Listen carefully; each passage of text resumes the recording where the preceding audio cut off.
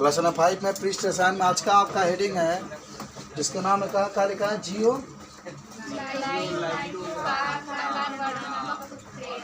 हाँ जियो लाइट का आकार वर्णात्मक उत्प्रेरण चला एक अंग्रेजी में लिखो, शेप एंड आकार में शेप होता है ना, शेप एंड सेलेक्टिव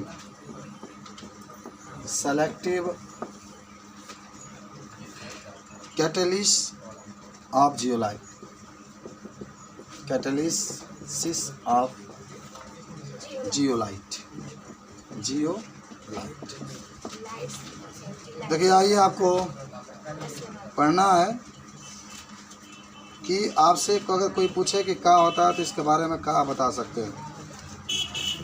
ठीक है, जियोलाइट के बारे में आज आपको अध्ययन करना है। तो देखिए जियोलाइट जो होता है एक प्रकार का उत्प्रेरक के रूप में काम करता है। आपको हम बता दें, जियोलाइट एक विशेष प्रकार का उत्प्रेरक होता है जो रासायनिक अभिक्रिया को कितना आकार होता है, जो अभिकारक है उसका आकार कितना है, इसके बारे में जानकारी देता है। हालांकि इसका सूत्र होता है एल माने एल्युमिनियम, बीच में ओ, फिर SI, किताब में देखिए लिखा होगा। और इसको हम लोग कहते हैं एल्यूमिनो सिलिकेट होते हैं। इसकी जो संरचना होती है, जगह मधुमक्खी के छत्ता देखे हो कि दिखाना पड़ेगा? अरे देखे होंगे आप लोग, मधुमक्खी बहुत खाए होंगे, अगर रस पिए होंगे ना मधुआ के। तो मधुमक्खी के जो छत्ते होते हैं उसके समान जगह छेद नहीं होता उसमें, मैं चट्टी के बोरा देखे हो ना, उसी तरह से वह भी होता है। उसमें जो छेद होता है उसी आकार का जियोलाइट जो होता है पाया जाता है।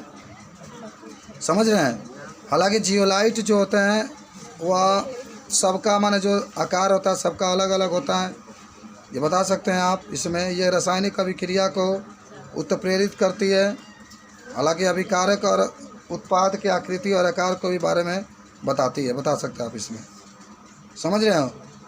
जियोलाइट जो होता है प्राकृतिक भी होता है, हमारे प्रकृति में ही पाया जाता है, और संश्लेषित भी होता है। आप उसको अपने हाथों से भी बना सकते हैं।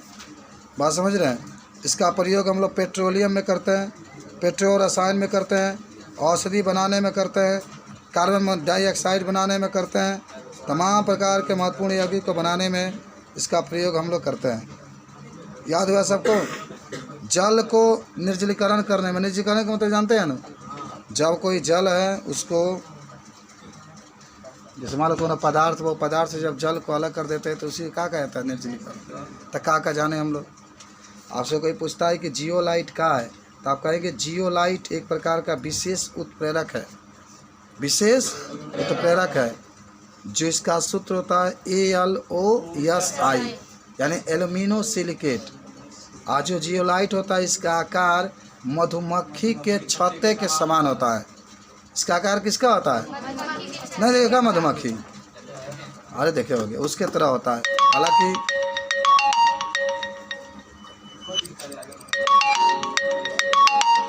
डिपुआ ऐसे बतिया ले लगा तो चलो तली को इसके बारे में तनी याद कर लेना बाबू। जियोलाइट तो जानिए गए ना, जियो शेर जियो, देखना जियोलाइट एक विशेष प्रकार का उत्प्रेरक होता है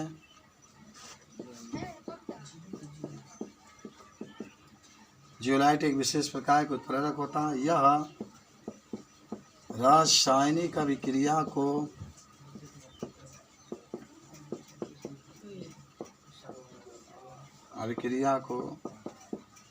उत्प्रेरित करता है। यह रासायनिक अभिक्रिया को क्या करता है? उत्प्रेरित करता है। तथा यह मधुमक्खी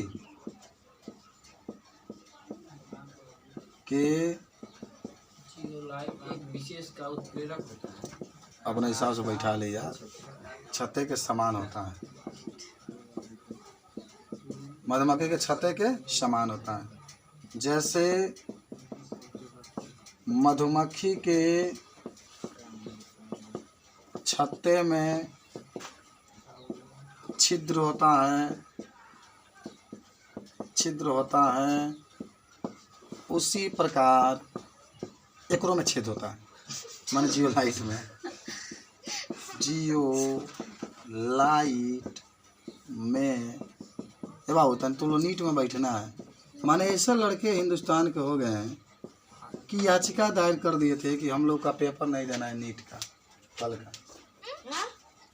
12 के नीट का हम पेपर नहीं देंगे। सुप्रीम कोर्ट में याचिका दायर किया। सुप्रीम कोर्ट ने कहा कि जो बच्चे साल वर्ष से तैयारी 2 लाख रुपया कर रहे हैं उसके साथ खिलवाड़ नहीं किया जाता है।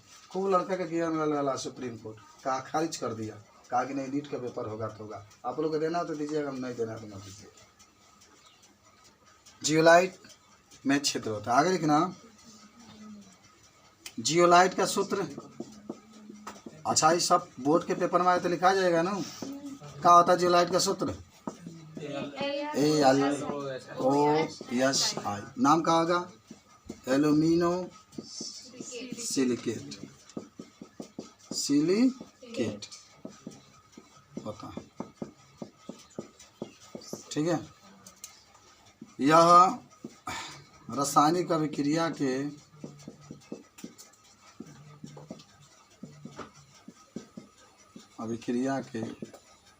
वेग को बढ़ाने का कार्य करता है।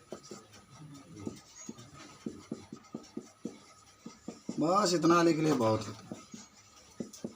चलिए कोई दिक्कत नहीं। तो आपका है जियोलाइट के बारे में अगर आपसे कोई पूछे तो आप दिल खोल कर बता सकते हैं। मधुमक्खी के छत्ते की तरह होता है जियोलाइट, ठीक है, कोई दिक्कत नहीं होगा।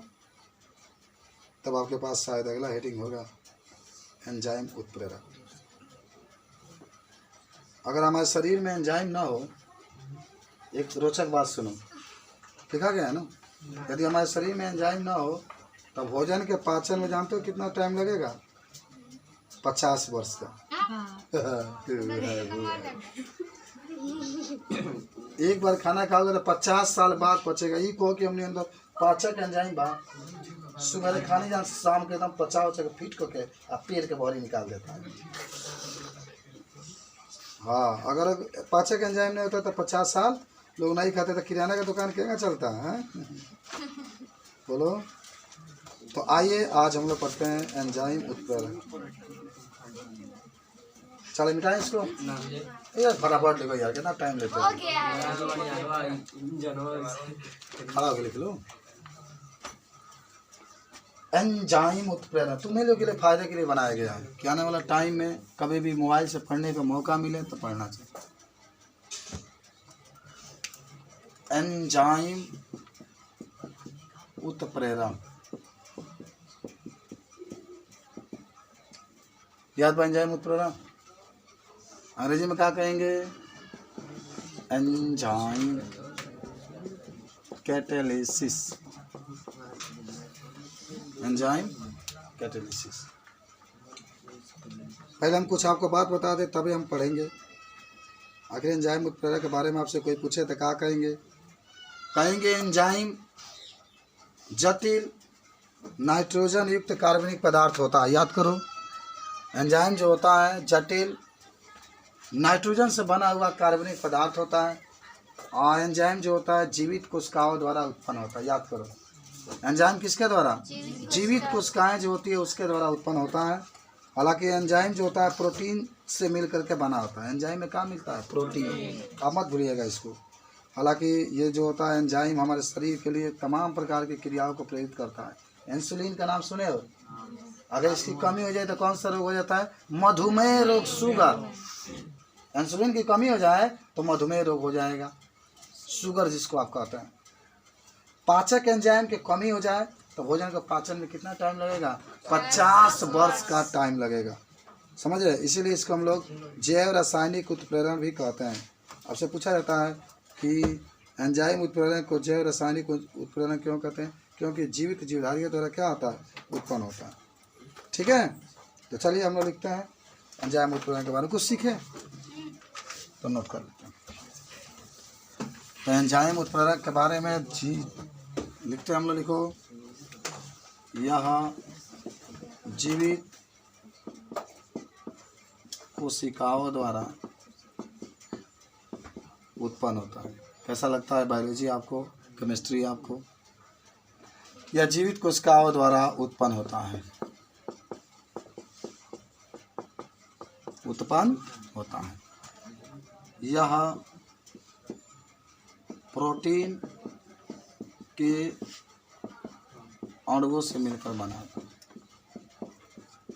प्रोटीन के अणुओं से मिलकर बना होता है। किससे मिलकर बना होता है? प्रोटीन के अणुओं से। कौन? याद रखिए, ये प्रोटीन के अणुओं से मिलकर क्या होता है? बना होता है। और ही सुनो, और ही सुनो, यह नाइट्रोजन युक्त पदार्थों से मिलकर बना होता है, मिलकर बनना होता है। ये नहीं रहेगा तो हम लोग जिएंगे ना, मर जाएंगे शादी के पहले। हाँ, यह कुआरे में अच्छा, ये शरीर के अंदर ना, ये बाबू कुआरे मत, एंजाइम तो अलग बहुत बात। ये शरीर के अंदर होने वाले सभी क्रियाओं को अच्छे तरीके से संचालित करता है।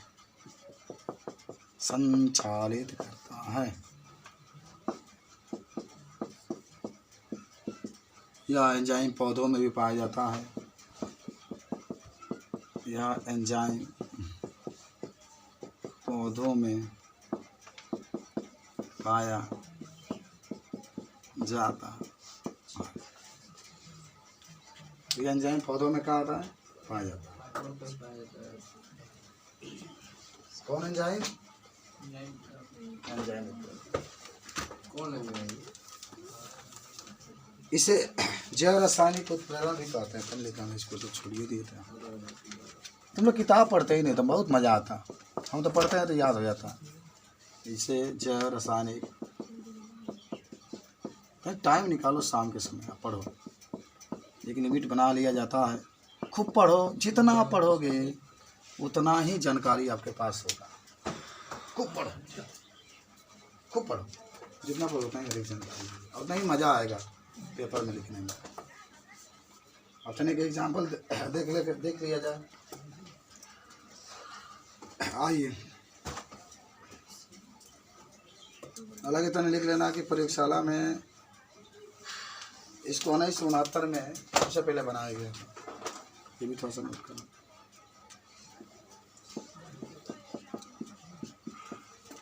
एंजाइम उत्प्रेरण को 1969 ईस्वी में सबसे पहले प्रयोगशाला में बनाया गया था। 69 में कैसा एंजाइम उत्प्रेरण काफ़ी है, जरूर याद रखेंगे सब लोग। मिटाएं इसको। अब एंजाइम उत्प्रेरण के खाली हमने के उदाहरण देखा जाए।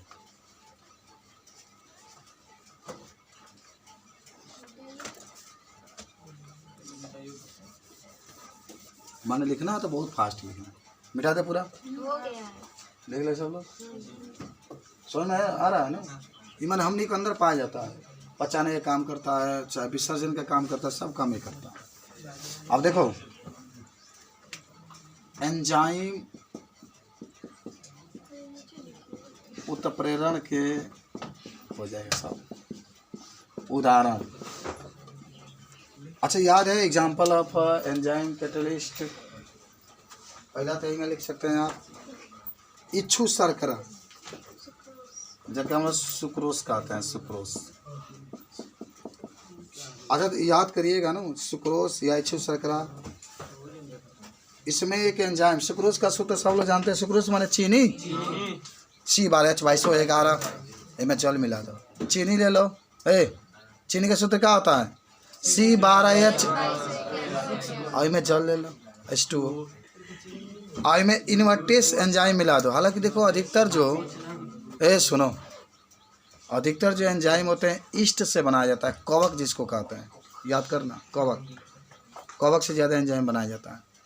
तो अगर चीनी लिए, सुक्रोज लिए, उसमें जल मिला दीजिए और वही में एंजाइम तो नहीं से डाल दीजिए, बाल्टी ले लीजिए, उसमें डाल दीजिए। कौन एंजाइम?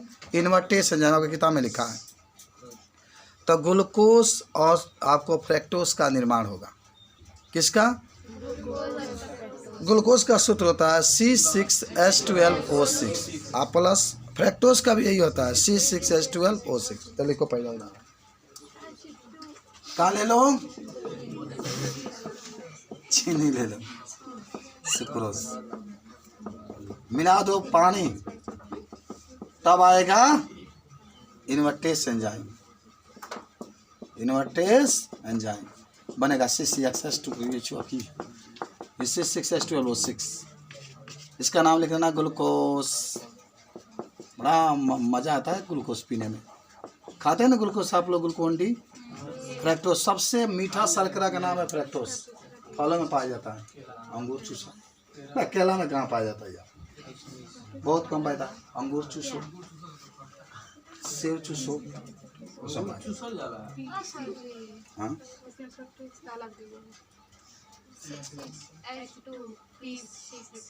क्या हुआ? दो गलती दे दो, वो रहेगा।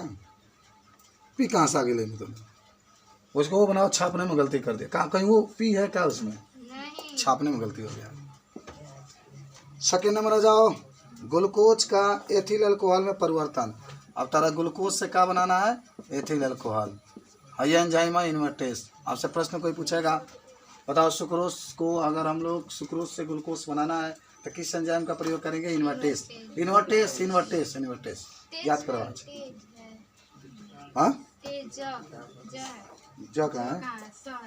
इसमें जो यहाँ पे दिया है, यहाँ पे अरे जो लिखा चाहे 100 लिखा, लेकिन जो ही होना चाहिए। इन्वर्टेज, एज, एज जाना में एज आ गया ना, एज, एज आ गया तो समझो क्या हो जाएगा? एंजाइम। और सेज आ गया तो समझो सजाइम। ग्लूकोज का एथिल अल्कोहल में परिवर्तन। आ जाओ आ जाओ आ जाओ आ जाओ आ जाओ। ग्लूकोज का क्या होता है? C6H12O6, याद है? ये ग्लूकोज है। ए ग्लूकोज इधर आ जाओ, आओ आओ आओ, पैसा दे, आ जा। मुड़ी धागे चाची तो पीछे ना देखे, वो अपने लक्ष्य की तरफ जाती है। वो जानती है कि मुझे पीछे देखने से, जानती है कि ये हाँ ग्लूकोज है। देखो ऐसा इंसान को होना चाहिए। रास्ते में बहुत तूफान आएंगे लेकिन अपने लक्ष्य की तरफ आगे बढ़ते, वो एकदम लक्ष्यवादी है। 2C2H5OH प्लस कार्बन डाइऑक्साइड, हैया है एथिल अल्कोहल। देखो बहुत बहुत इम्पोर्टेंट क्वेश्चन आपका है कि ग्लूकोज को एथिल अल्कोहल में कौन एंजाइम बदलता है? जाइमेज। ग्लूकोज कहाँ होला? जैसे अंगूर के लोग देखे ना, अंगूर से लोग शराब बनाता है ना, तो अंगूर लेकर कोई में जाइमेज एंजाइम मिला दो, शराब बन एथिल अल्कोहल C2H5OH। मज़ा आता है खूब। अरे पियो कभी, देखो पी कर शराब कहाँ पीते हो ना ही, मंगा कर जब देंगे तो भाई बदनामी हो गएगा। अपना से पियेंगे, धीरे से छोटा चा पी लेंगे, कोई जानेगा नहीं क्या बोलेगा। अरे कुल पूछना है तो स्टार्च का माल्टोस में परिवर्तन किससे पूछा जाए?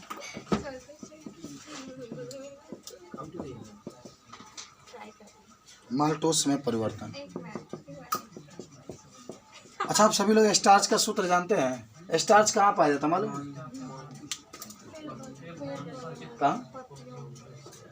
स्टार्च पौधों में पाया जाता है। और सूत्र क्या होगा स्टार्च का? C6H10O5 के पावर, या O5 के पावर में नीचे वाला बायोलॉजी है, ये सब बायोलॉजी में पढ़ना है। प्लस जल मिला दो H2O, देखो ये क्या स्टार्च है ना, ये स्टार्च का सूत्र बाबू याद रखना। इसमें जो एंजाइम मिलाया जाएगा उसका नाम होगा डायस्टेस। डायस्टेस। इसमें आप मल्टीप्लाई करिए 2 से, तैयारी करिए माल्टोस का। माल्टोस का भी सूत्र होता है C12H22O11। अरे माल्टोस लिया, ये माल्टोस बाबा के बाल्टी का यन अगवा जाए। यन बताता है कि बहुत अधिक संख्या में माल्टोस बनेगा। यन बताता है कि अगर यहाँ पर 1 है तो 1 बनेगा, लेकिन यन ये बताता है कि बहुत अधिक संख्या में। तब आप छोड़ दे, बना लेंगे इसको। लेकिन ये किताब में जो लिखा गया चीज़ आप याद रखेंगे। इन्वर्टेस एंजाइम जो है, हाँ, ये आपसे कई बार ये प्रश्न पूछेंगे आप, पहले इसको लिख लीजिए तब समझा।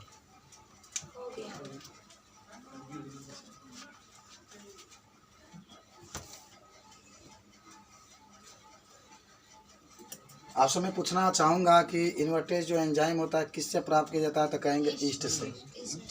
आई क्या इसका कार्य क्या होता है, ये सुक्रोज को ग्लूकोज और फ्रक्टोज में बदल देता है, अभी आपने देखा भी है वहाँ पर। उसके बाद से जाइमेस है, ये इसको भी किससे प्राप्त किया जाता है, ईस्ट से। और ये ग्लूकोज को एथिल अल्कोहल और कार्बन डाइऑक्साइड में देखिए वहाँ पर ऊपर से। डायस्टेस है, ये माल्ट से प्राप्त किया जाता है। माल्ट क्या होता है, गेहूँ को सड़ा कर प्राप्त बनाया जाता है। स्टार्च को माल्टोस में बदलता है। माल्टेज है, माल्टेज होता है ईस्ट को माल्टोस, ईस्ट से प्राप्त किया जाता है।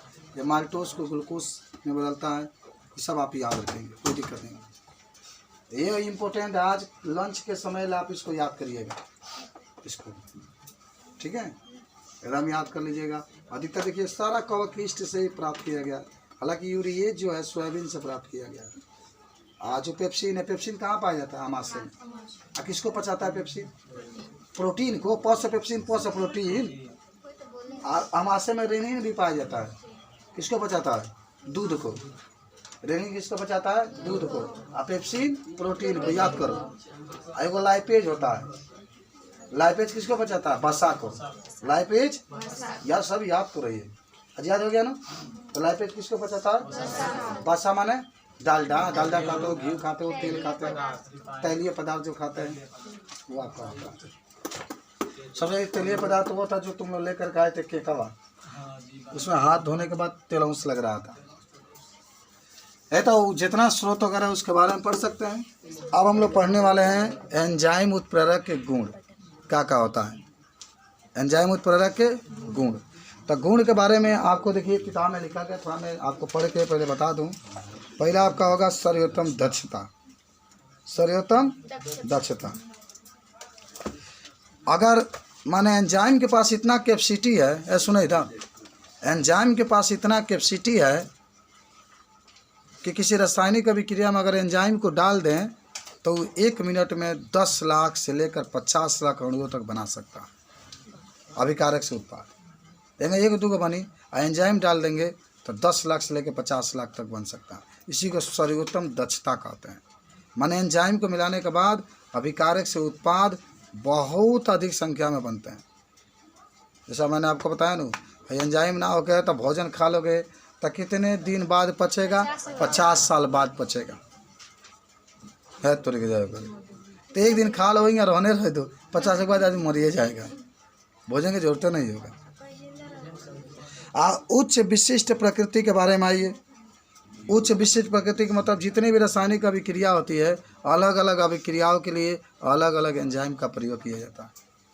अलग अलग अभिक्रिया के लिए अलग अलग एंजाइम का प्रयोग देख नहीं रहे हैं, इसका पहले देख रहे थे ना। सुक्रोज के लिए इन्वर्टेस का प्रयोग किए थे, ग्लूकोज के लिए जाइमेस का प्रयोग किए थे, और वो आप जो स्टार्च था इसके लिए डायस्टेस का।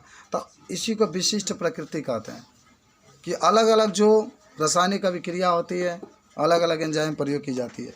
इष्टतम ताप, इष्टतम वह ताप जिस पर एंजाइम बहुत तेजी से कार्य करता है, वह ताप जिस पर एंजाइम बहुत तेजी से कार्य करता है उसको कहते हैं इष्टतम ताप। इसका मान 298 केल्विन से 310 केल्विन तक होता है। देखिए किताब में लिखा है 210 लिखा है कि 310, ये गलत कर दिया है इसको, 310 उसको देना चाहिए था, गलत कर दिया। चलिए 310 होगा, मैंने 298 से बताओ 210 के को अधिक देना चाहिए ना, हाँ ये हो सकता था। चलिए, तो वह ताप जिस पर माने जो एंजाइम होता है बहुत तेज़ी के साथ क्रिया करता है उसको हम लोग क्या कहते हैं? एंजाइम। एंजाइम इष्टतम ताप कहते हैं। एक होता है पीएच ताप या इष्टतम पीएच। तो वह पीएच मान जिस पर एंजाइम बहुत तेज़ी के साथ क्रिया करता है तो उसको कहते हैं इष्टतम पीएच। एक का मान 5 से लेकर 7 तक होता है। आपसे पूछा जाता है इष्टतम पीएच का मान कितना होता है? ये सब नीट के क्वेश्चन है। नीट में आएगा कि इष्टतम पीएच का मान कितना होता है, तो 5 से लेकर के 7 तक। इष्टतम ताप का मान कितना होता है? 298 केल्विन से लेकर 310 केल्विन तक। सभी फुल क्वेश्चन है। सक्रिय के सह एंजाइम की उपस्थिति में देखो आपको लिखा है सक्रिय आयन क्या होता है? सोडियम के ऊपर प्लस। सक्रिय का मतलब होता है जो बहुत अधिक क्रियाशील होता है। सोडियम के ऊपर कितना प्लस होता है? 1। मैग्नीशियम के ऊपर कितना प्लस होता है? 2। एल्युमिनियम के ऊपर कितना प्लस होता है? 3। ये सब का है? सक्रिय आयन है। सब का है? सक्रिय आयन है। उसके बाद से एक आपका होता है सह एंजाइम। सह एंजाइम, तो सह एंजाइम के रूप में विटामिन कार्य करता है। सुनो यार, बात मत करो, एक एक शब्द बहुत कीमती है। हमारे अंदर आपसे प्रश्न पूछा जाएगा, बताइए कि सह एंजाइम के रूप में कौन कार्य करता है? विटामिन। हमारे शरीर के अंदर विटामिन होता है। विटामिन हमारे शरीर के लिए ज़रूरत नहीं है, लेकिन विटामिन हमारे शरीर को रोगों से रक्षा करता है, रोगों से लड़ने की शक्ति देता है, जो आपके विटामिन होता है। तो सह एंजाइम की तरह कार्य करता है। संदमक या विष आप पढ़ चुके हैं। संदमक या विष वह एंजाइम जो रासायनिक अभिक्रिया के दर को क्या करता है? कम कर देता है। उसी को संदमक या उत्प्रेरक विष कहते हैं। याद है ना आपको? तो इसके बारे में आप बता सकते हैं। बोलो, कोई दिक्कत है? लिखाना पड़ेगा कि लिख लेंगे आप? लिखाना ही जाएगा तो नहीं होगा छापे वाला काम। चलो, तो पहला लिखो गुण में सर्वोत्तम दक्षता। लिख लो, एंजाइम उत्प्रेरक के पास उत्प्रेरण के पास इतना अधिक दक्षता होता है, इतना अधिक दक्षता होता है कि वह एक अभिकारक अणु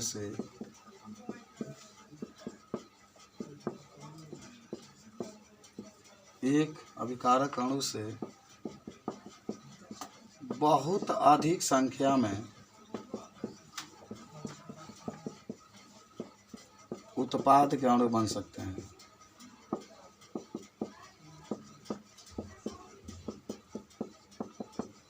कोई लाख, बाप रे बाप, 50 लाख, 1 करोड़, जितना में उतना बनाना है।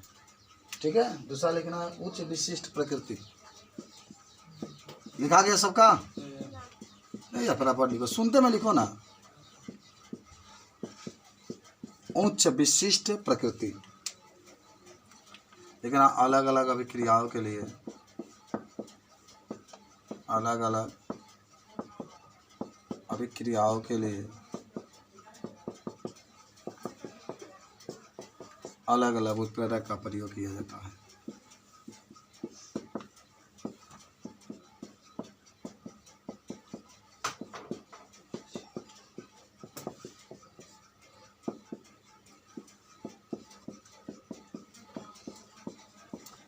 अलग अलग अभिक्रियाओं के लिए अलग अलग उत्प्रेरक का प्रयोग किया जाता है।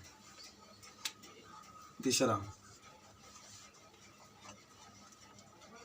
इष्टतम ताप। या तो लिखाइए जाइए, इष्टतम ताप। बुझाता कि ना केमिस्ट्री है? पांडे जी, क्या आपको कोई दिक्कत? हाँ, तब पूछला के बाद ही मत कहिए कि नहीं खाई जाए। वह ताप जिस पर रासायनिक अभिक्रिया नहीं, वह ताप जिस पर एंजाइम तेजी से कार्य करते हैं, तेजी से कार्य करते हैं, तो इसे इष्टतम ताप कहते हैं। तुम लोग एक ही बार में याद हो जाता है। इसका मान 298 केल्विन से 310 केल्विन होता है। इसका मान ऊपर लिख रही हो ना सर, तुम बस्ता वगैरह मिटा दें। ये वाला दूसरा नंबर मिटा दें, मिटा दीजिए, ये वाला मिटा दीजिए। चलिए 4 नंबर आ जाओ। इष्टतम पीएच, तो वह पीएच मान जिस पर एंजाइम तेजी से कार्य करता है, वह पीएच मान जिस पर एंजाइम तेजी से कार्य करता है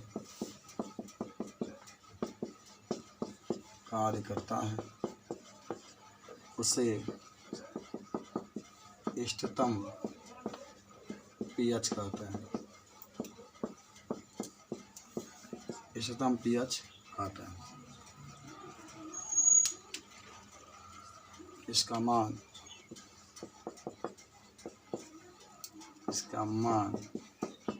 5 से 7 के बीच होता है। इसका मान 5 से 7 के बीच होता है।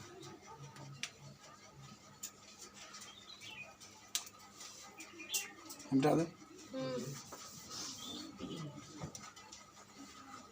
अब आइए सक्रियक या सह एंजाइमिक उपस्थिति में वर्तमान सक्रियता। सक्रियक एवं सह एंजाइमों की उपस्थिति में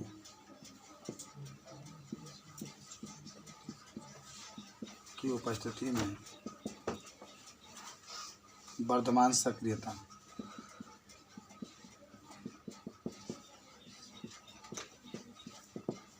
देखिए लिख लीजिएगा। सोडियम के ऊपर प्लस, मैग्नीशियम के ऊपर 2 प्लस, एल्युमिनियम के ऊपर 3 प्लस इत्यादि सक्रियक आयन के रूप में कार्य करते हैं। आयन के रूप में कार्य करते हैं, जबकि विटामिन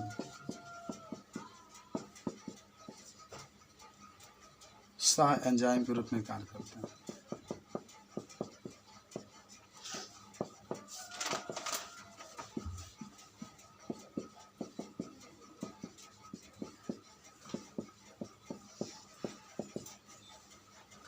जबकि एंजाइम सह एंजाइम के रूप में कार्य करता है, विटामिन जो होता है। ठीक है, बता सकते हैं इसके बारे में? संदमक या विष का प्रभाव। संदमक या विष का प्रभाव। यह रासायनिक अभिक्रिया